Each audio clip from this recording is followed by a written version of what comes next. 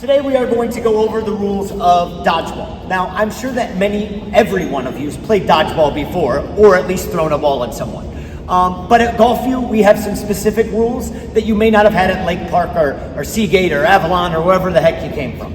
So we need to go over my specifics, and I don't want you to assume that you know anything. I just want you to assume that this is the first time you've ever played, and save all your what-if questions for the very end, okay? The first contact rule, okay? If somebody gets hit, if it hits a net or hits the floor and skims, if it hits the wall and it hits me from behind, it's always the first contact, meaning whatever it hit first is the only outcome there could be. So, for example, if it were to bounce off of this cone and bounce into my leg, would I be out or in? In still, because the first contact was the cone, and the cone can't be out. So the only thing you need to ask yourself is, what is the first thing that it hit?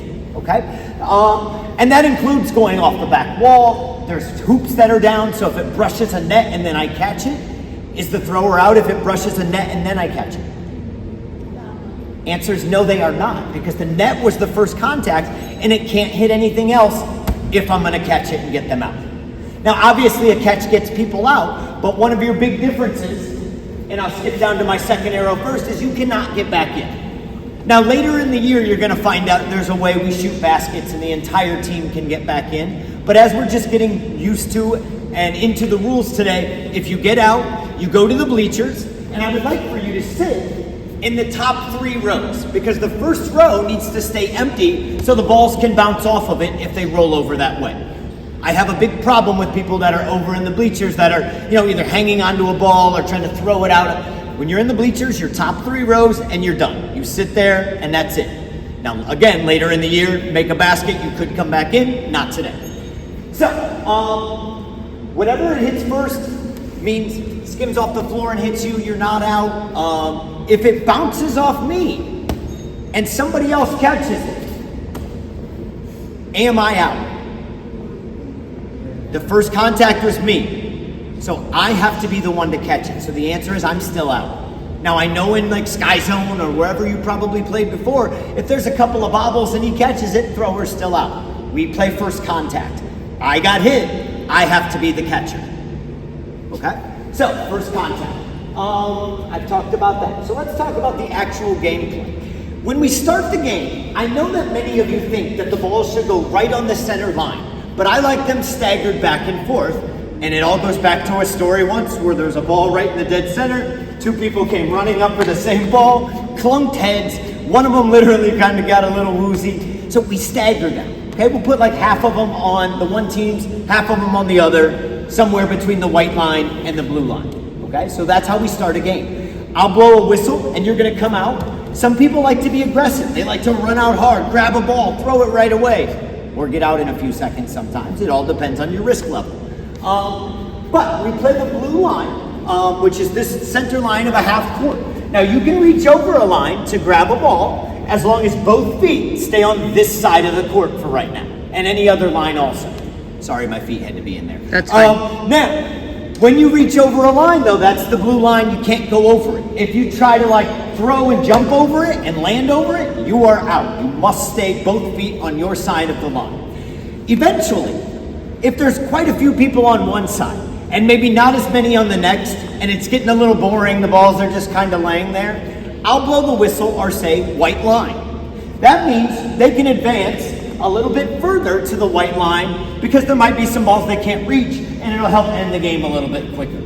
Okay? It eventually becomes a time, I'll say 3-point line, where they're allowed to cross all the way over, get the balls that are over here, and they can come all the way to the 3-point line. But I usually only do that if there's a very competitive person still in, like a really good. I'm going to skip down to active participation. I need you to be active. This year we're playing separate girls' games and boys' games, and eventually, if a girl in the last couple of games wants to jump into the probably a little bit more competitive boys game, rock on, go for it. But we're going to keep them separate to start so everybody feels most comfortable, and we'll go from there. So I need you to be active in your participation.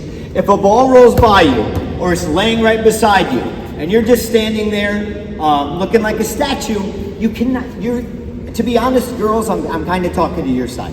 You got to play. And it shouldn't feel, if it's just girls, pick it up, pick a target and throw it. I don't care if you're a great thrower. Honestly, the quicker you play, the quicker you'll probably either get in or out or whatever, and then you're not down at the end with the best throwers trying to avoid all those fastballs. So you gotta play. Don't stand in a straight wall line, separate. Moving targets are harder to hit, so at the very least, if you're moving around, I can get down with that eventually. And I'm fine too, if you pick up ball, if you're in the back, pick up ball, give them to the better throwers. Like I'm picking, fine, go give the ball to the better throwers. I'm fine with that, even if the better thrower can't catch. It's totally fine. Let's move back up then. We've talked about how we move forward to the different lines as the game goes on. Headshots, all right? This is where I need Josh. Come on, Josh, so I can hit you in the head. Now, if Josh is on that side of the court, and I'm on this side, and Josh is just standing there looking around, and the ball goes, oops, I missed it. We'll edit that out. And so Josh is just standing on the court looking around, and all of a sudden, ball comes flying in. We'll just edit this nicely. I gotta throw harder, right?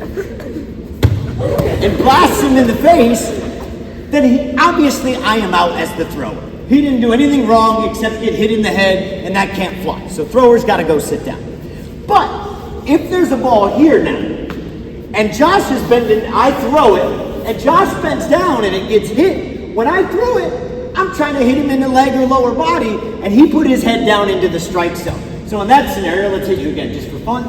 So in that scenario, he's still out because he put his head down into the lowered strike zone. Headshot. If you're standing, nobody can hit you in the head. But if you're diving, ducking, crouching, whatever, and your head's down in the strike zone and it gets hit, not the thrower's fault. Questions? Yes, sir? Specific to Gulfview. And I made this up a few years ago because what you'll see is every boy would be standing there with a ball to block, and they would all have their blocking ball, and then nobody was actually throwing the ball back and forth. So we cannot use a ball to block here, okay? You have 5 seconds to get rid of the ball. So if I look up and somebody's standing there with one, I'm gonna be 1,000, 2,000, 3. As soon as it gets to 5, you should have already picked the target and thrown it. So if Josh throws at me and I block it with the ball, I'm still out because that ball's part of my hand and you're not allowed to block with the ball. Okay, so make sure that you are just throwing the ball within 5 seconds and not using it as a blocker because it doesn't help you. People they don't want us to play dodgeball. I've got to be very honest with you. They had us play this game where you put a ball on a cone, and then you had to run around and hit the cone, and that ain't fun. I see more active participation and sweaty heads and people doing all the things playing dodgeball. So I love the game. I love seeing you guys play competitively. But that being said, you got to keep it light. Like you can't find the lowest 6th grader and be trying to knock his head off. You got to be throwing at friends. People be like, oh, people bully each other in dodgeball. I don't see that. I see people have their friends on the other team and be like, I'm gonna light him up because he's my friend and it's good nature. So to be honest though, this is more of a boys thing. I talked about the girls with active participation. Boys, take it easy. Because one false swoop, principals get rid of dodgeball like that. I would reckon to say that more than half of schools aren't even allowed to play dodgeball because their principal's like, nope, not doing it. Because it's not worth the parent headaches and stuff. So if you like the game, and I think that you do by how much energy I'm feeling in the room, I need you boys to tone it down. It's not Sky Zone. You can't light somebody up like you can in your backyard. And then the other thing I want to say, this goes to everybody who's really a good thrower. Don't throw your arm out playing dodgeball. I just had a #1 pick last year that used to play at Gulfview, Johnny King. He was in the first round of the Major League Baseball draft. When he was in here, he wasn't going to waste his arm trying to get his buddy out and throw it out without a warm-up. So he would, you see him out there firing the ball. But don't be silly and throwing so hard without a warm-up that all of the money you pay for travel baseball or softball goes to waste. So it's P.E. Lighten up. I think I've made my way through everything. So at this point, we should be good for the basic rules, except there's one more I feel like I'm missing from my diagram here, and that's the no throw and the no-go zone. So if you look down, you'll see generally we'll set up these orange cones. If there's a ball over there, like there is right here, you're fine, run over there, Nobody's gonna throw at you over here, because usually Coach Langer and I might be doing some work here, and we don't wanna get lit up. So you grab that ball, return to the field, and find somebody to throw it at. Dalton would be a great choice. So, if I'm over here working, I don't want to see you also just standing around here, hanging out here, because people are going to throw at you, and there's my beloved coffee maybe, and I wouldn't want to lose that. Are there any questions generally about what we kind of talked about? I'll take a couple, and then we're going to go through a couple of examples where you play kind of half-heartedly just to kind of prove you understand the rules, and then we'll get a serious game going at the end. Cool, kill that.